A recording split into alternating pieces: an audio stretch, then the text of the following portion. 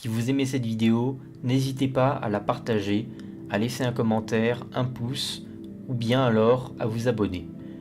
C'est un geste qui peut paraître assez banal, mais croyez-moi, ça m'aidera énormément pour la suite.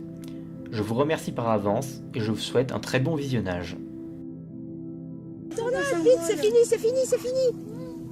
On va s'envoler. Pourquoi? Ah non, ça continue, elle va venir vers nous. Putain, regarde, c'est génial.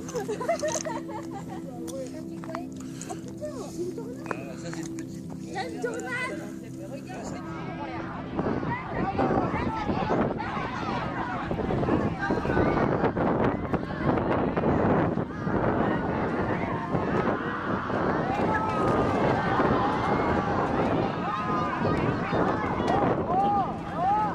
Vous avez déjà certainement vu sur les réseaux sociaux ou sur YouTube des vidéos de ces étranges et impressionnants tourbillons de poussière semblables à de petites tornades et qui sèment bien souvent la pagaille sur leur passage. Peut-être en avez-vous vous-même déjà vécu sans même vous en rendre compte. Ce phénomène météo, longtemps resté mystérieux voire inquiétant, est désormais bien connu et n'est pas si rare qu'on ne le pense. Il s'agit de Dust Devil.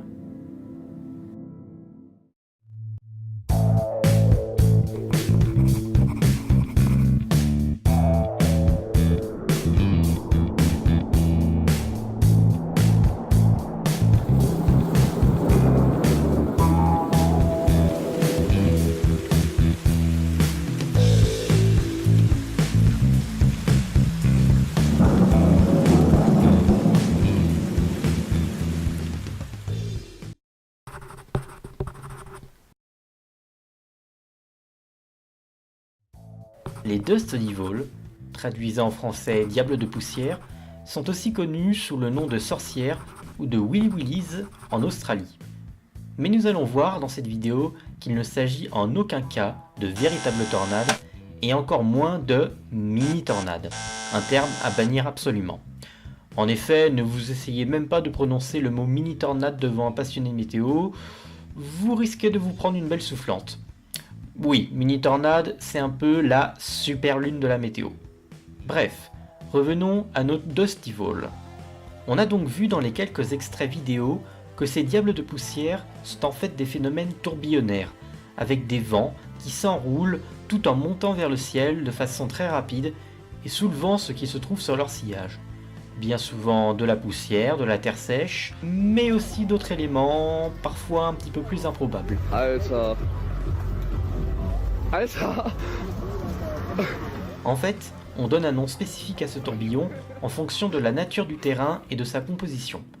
On parlera ainsi de Hay Devil lorsque celui-ci soulève du foin ou de la paille, de Water Devil sur une étendue d'eau, de Snow Devil sur de la neige, ou, plus étonnant encore, de Fire Devil lorsque celui-ci prend naissance au cœur d'un incendie, donnant un aspect encore plus irréel et inquiétant à ce brasier. Les Dust Devil peuvent effectivement être comparés par leur morphologie à des tornades de petite taille et surtout de bien plus faible intensité, même si nous allons voir plus tard que ces deux phénomènes météorologiques sont bien différents les uns des autres de par leurs conditions de formation. Leur taille peut varier de quelques centimètres de large à plusieurs mètres pour les plus gros spécimens et à quelques dizaines de mètres de hauteur.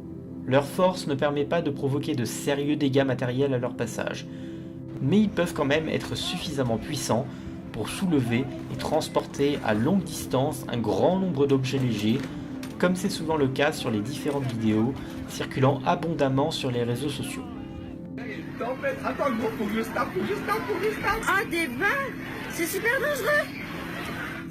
Sur cette vidéo, tournée sur la plage d'Antibes, dans les Alpes-Maritimes en août 2017, on peut voir un diable semer la panique en projetant dans les airs toutes sortes d'objets et un grand nombre de parasols.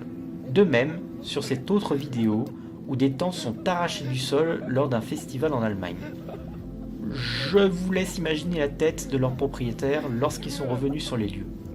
Mais si toutes ces vidéos peuvent prêter à sourire, et que les Dust Devil sont, en général, inoffensifs et plus impressionnants que dangereux, ils peuvent tout de même représenter un certain danger lorsque ces différents projectiles volent dans tous les sens.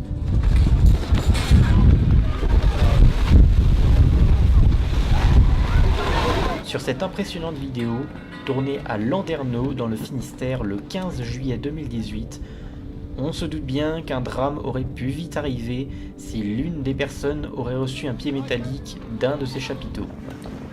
De même pour cette autre vidéo, où la situation semble bien loin d'être maîtrisée. Fatality. Bon, heureusement, mis à part quelques blessures et surtout un bordel monstre, les victimes des diables de poussière sont extrêmement rares. Mais cela existe.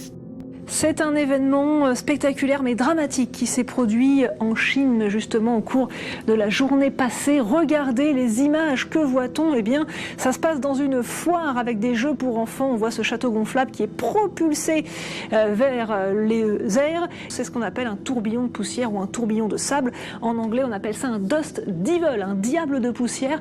Le bilan est dramatique. Il y a au moins 2 enfants décédés et au moins 18 à 20 blessés, dont certains encore graves. Ils se sont fait transporter dans les airs comme dans une tornade avant de retomber vers le sol. Bon, maintenant que nous avons défini ce qu'est un Dust Devil, il est temps de parler de leur formation. Vous l'avez sans doute remarqué dans les différentes vidéos, mais ces tourbillons se forment quasiment systématiquement par beau temps.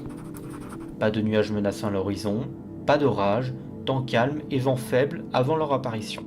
Comme dit en début de vidéo, il ne s'agit pas de tornade, et encore moins de mini-tornade. Une tornade, c'est un tourbillon de vent extrêmement fort, pouvant aller jusqu'à plus de 400 km/h pour les plus fortes, produisant de très gros dégâts sur leur passage, et qui se forment sous les nuages d'orage en rotation, ce que l'on appelle des supercellules. Elles font de très gros dégâts et sont classées selon l'échelle de Fujita, allant de EF0 à EF5 selon leur force. Les Dust Devil, eux, se forment par temps très chaud, et donc généralement ensoleillés, sur des sols chauffés par les rayons du soleil. C'est d'ailleurs pour cela qu'ils se produisent généralement sur des sols arides, poussiéreux, beaucoup plus chauds que d'autres types de terrains. Pour la formation des Dust Devil, il faut également un autre paramètre très important, de l'instabilité. En effet, comme le sol n'est pas chauffé uniformément, il y aura des différences entre 2 points voisins.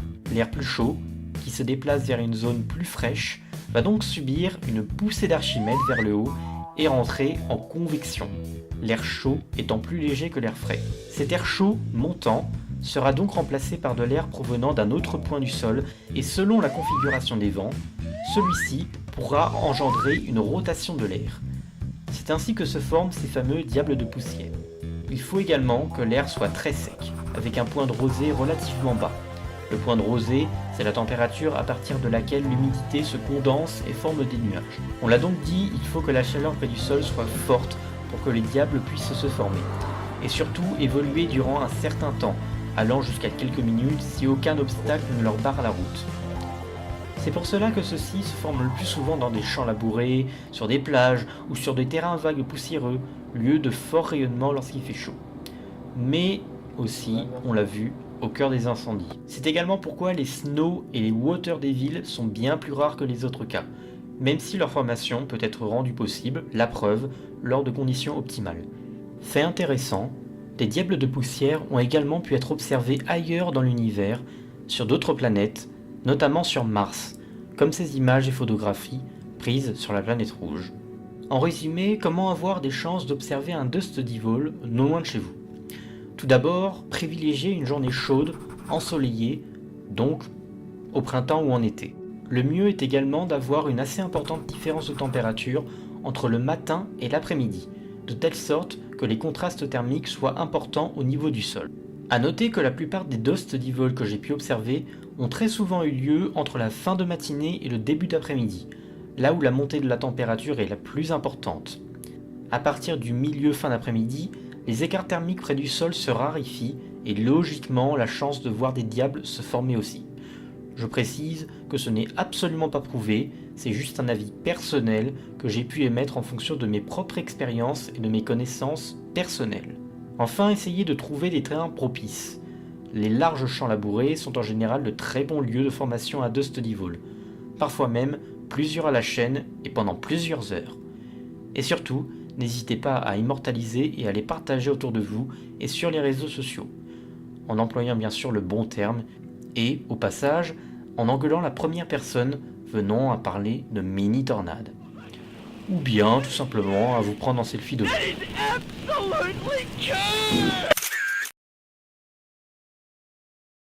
Et voilà pour cette première vidéo, j'espère qu'elle vous aura plu. Si c'est le cas, bon bah vous connaissez les bails je pense, hein. N'hésitez pas à liker, à commenter, à vous abonner pour ne pas louper les prochains épisodes et surtout, c'est très important, à partager cette vidéo autour de vous. Enfin bref, vous faites ce que vous voulez. Quant à moi, bah, je vous dis merci encore et à très vite pour un prochain épisode. Ciao!